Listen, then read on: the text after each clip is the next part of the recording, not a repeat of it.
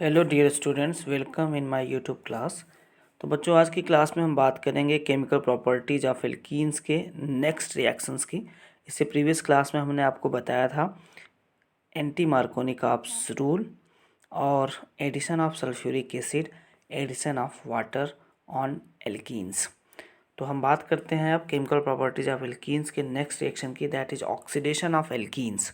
देखो बच्चों, जब एल्कीन्स ऑक्सीडाइज होते हैं तो जनरली डिफरेंट तरह के प्रोडक्ट्स मिलते हैं। वो डिपेंड करता है कि किस तरह के रिएक्शंस हो रहे हैं, ऑक्सीडेशन किस तरह के हो रहे हैं या किस तरह का ऑक्सीडाइजिंग एजेंट्स यूज किया जा रहा है।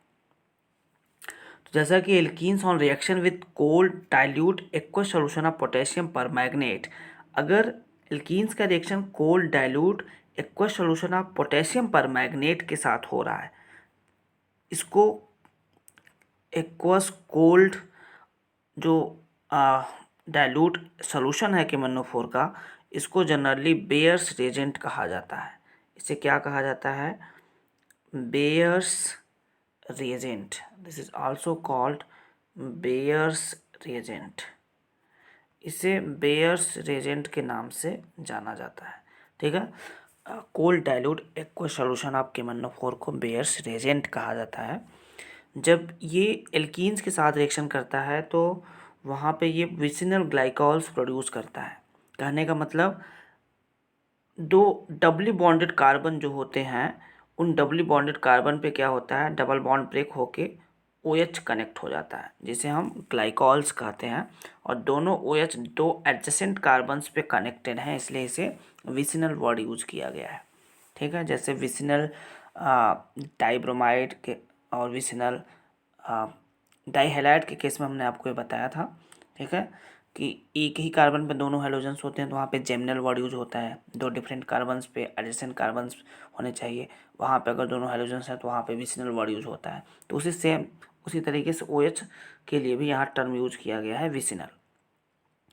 देखो यहाँ पे decolourisation of KMnO4 solution is used as a test for unsaturation. इससे पहले आपको हमने टेस्ट फॉर अनसैचुरेशन, मतलब अगर किसी ऑर्गेनिक कंपाउंड के अंदर डबल बॉन्ड प्रेजेंट है, ठीक है, carbon carbon double bond present है या फिर carbon carbon triple bond present है, तो उसको डिटेक्ट करने के लिए हम क्या यूज करते थे? Bromine water. यहाँ पे आपके पास एक और रिएजेंट है, दैट इज बेयर्स रिएजेंट। इस बेयर्स रिएजेंट के थ्रू भी हम क्या कर सकते हैं?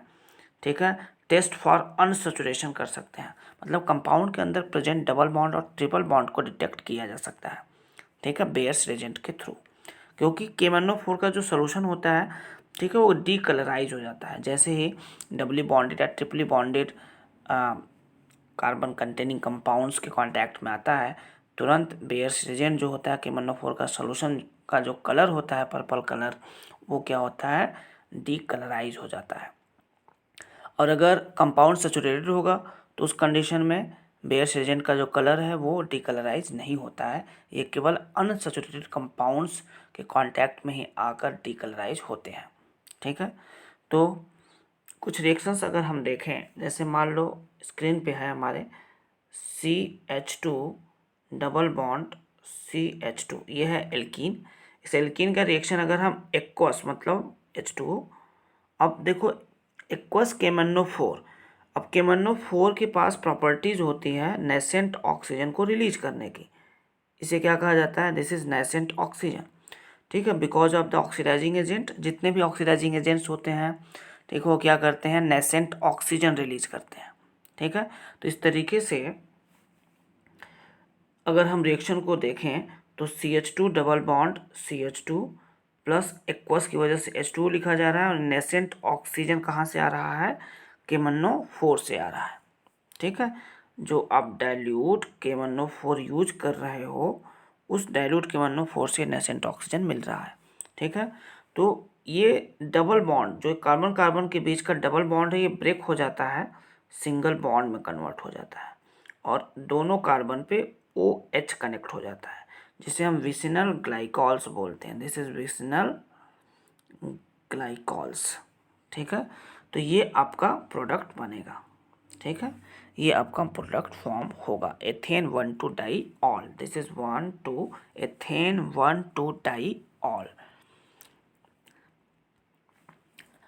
अब बात करते हैं हम, जैसे मान लो अगर हमारे पास एल्कीन है कोई, जैसे हमारे पास एल्कीन है CH3 डबल बॉन्ड CH2।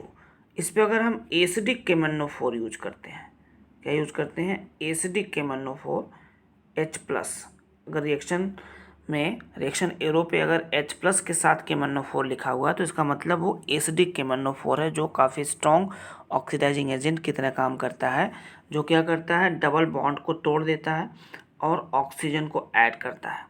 तो यहाँ पे देखो, जब डबल बॉन्ड टूटेगा तो दोनों साइड क्या होंगे, ऑक्सीजन जुड़ेंगे।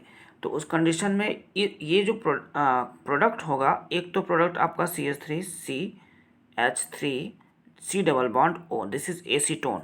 एक तो ऑक्सीडाइजिंग प्रोडक्ट आपको एसीटोन मिल जाएगा, जिसको हम प्रोपेन टू ओन बोल सकते हैं, दिस इज एसीटोन। और दूसरे जो प्रोडक्ट्स होंगे, मतलब ये CH2O जो होता है, ठीक है, नेसेंट ऑक्सीजन एक और ये इनटेक करता है और ये कन्वर्ट हो जाता है कार्बन डाइऑक्साइड में। फिर ये H2O होता है, एक और नेसेंट ऑक्सीजन रिलीज के साथ जोड़कर H2O बना लेता है। कहने का मतलब ये CH2 पार्ट जो होता है ये कार्बन डाइऑक्साइड और वाटर में कन्वर्ट हो जाता है, जबकि ये वाला जो पार्ट है डबल बॉन्ड के इस साइड वाला पार्ट किसमें कन्वर्ट हो रहा है, एसीटोन में कन्वर्ट हो रहा है। अगर हमें ये क्या था, अनसिमेट्रिकल एल्कीन्स था, ठीक है, लेकिन अगर हमारे पास सिमेट्रिकल एल्कीन हो, जैसे CH3CH डबल बॉन्ड CH3, अगर यहाँ पे हम एसिडिक KMnO4 यूज करते हैं तो ये एसिडिक KMnO4 ऑक्सीडाइज करेगा इस एल्कीन्स को, कार्बन कार्बन के बीच के डबल बॉन्ड को ब्रेक करके दोनों साइड ऑक्सीजन जोड़ देगा, ठीक है। वैसे दो ऑक्सीजन जोड़ते हैं, दो इस साइड और दो इस साइड, तो देखो क्या बनेगा, CH3COOH बनेगा, ठीक है। तो कितने, इधर वाला पार्ट भी किस में कन्वर्ट होगा, CH3COOH में, 2 मोल ऑफ एसिटिक एसिड का फॉर्मेशन होगा। तो आपने क्या देखा कि एल्कीन्स को किस तरीके से ऑक्सीडाइजिंग एजेंट KMnO4 कन्वर्ट कर रहा है, ठीक है, कार्बोक्सिलिक एसिड में, ठीक है। अब नेक्स्ट रिएक्शन जो आपको पढ़ना है वो है ozonolysis reaction. Generally ozonolysis reaction में बच्चों एल्कीन का रिएक्शन O3 मालिक्यूल के साथ होता है, उसके बाद इसकी जिंक के साथ हाइड्रोलिसिस किया जाता है, जिंक हाइड्रोलिसिस करवाया जाता है, ठीक है। तो सबसे पहले जब ओजोन के साथ रिएक्शन करवाया जाता है एल्कीन का, तो ट्राई ओजोनोइड प्रोडक्ट बनता है, ठीक है। जैसे एक स्क्रीन पे मैं लिख रहा हूँ रिएक्शन, जैसे मान लो आपके पास एल्कीन है CH2 डबल बॉन्ड CH2, ये O3 के साथ रिएक्शन करता है, पहले तो क्या बनाता है, ट्राई ओजोनोइड।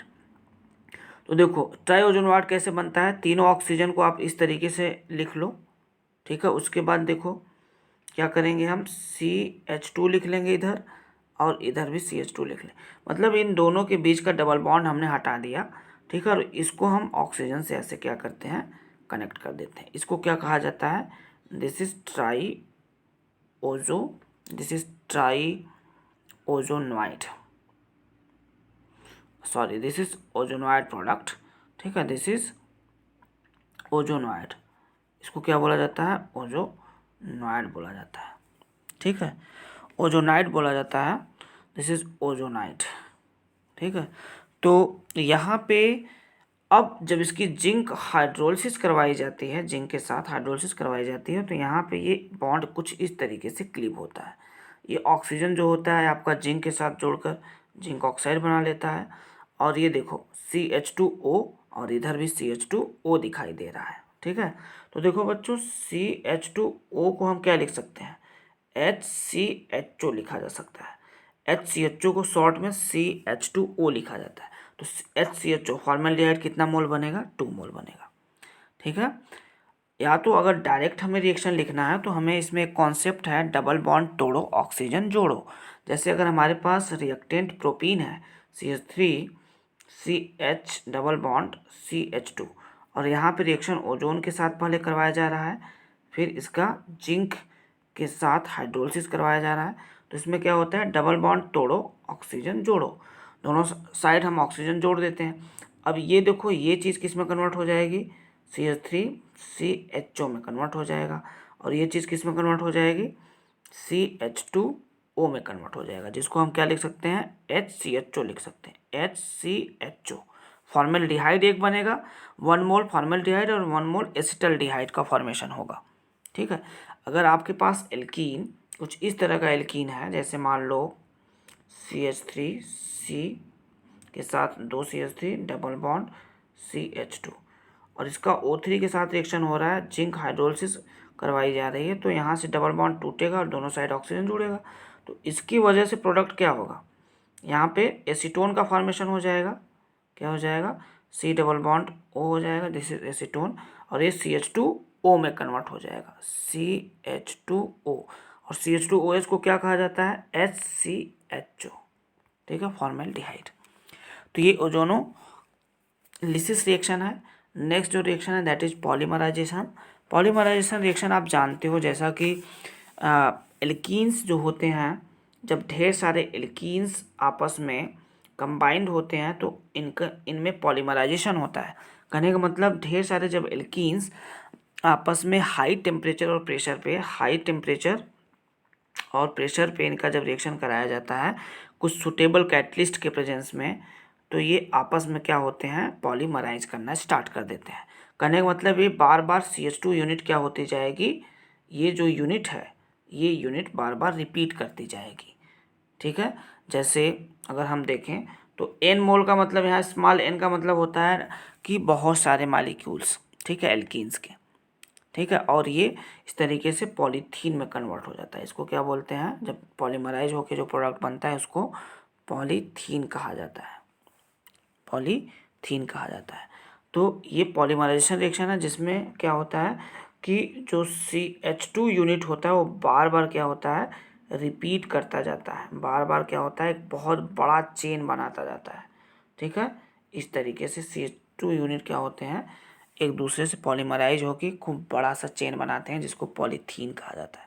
ठीक है, तो इस तरीके से एल्कीन्स को जब हाई टेम्परेचर और प्रेशर पे किसी सुटेबल कैटलिस्ट के प्रेजेंस में रिएक्शन करवाते हैं तो एल्कीन्स जो होता है वो क्या करता है, आपस में पॉलीमराइज होने लगता है, आपस में सारे यूनिट जो हैं अलग अलग यूनिट वो किस में कन्वर्ट होने लगते हैं, पॉलीमेरिक स्ट्रक्चर में कन्वर्ट होने लगते हैं। उस पॉलीमेरिक स्ट्रक्चर को हम क्या बोलते हैं, पॉलीथीन बोलते हैं, and the process is known as polymerisation.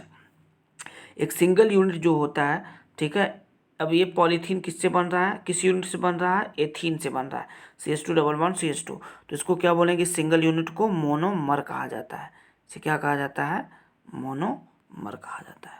ठीक है, तो ये मोनोमर आपस में क्या होते हैं, पॉलीमराइज होकर खूब पॉलीमेरिक स्ट्रक्चर, बड़े स्ट्रक्चर बनाते हैं।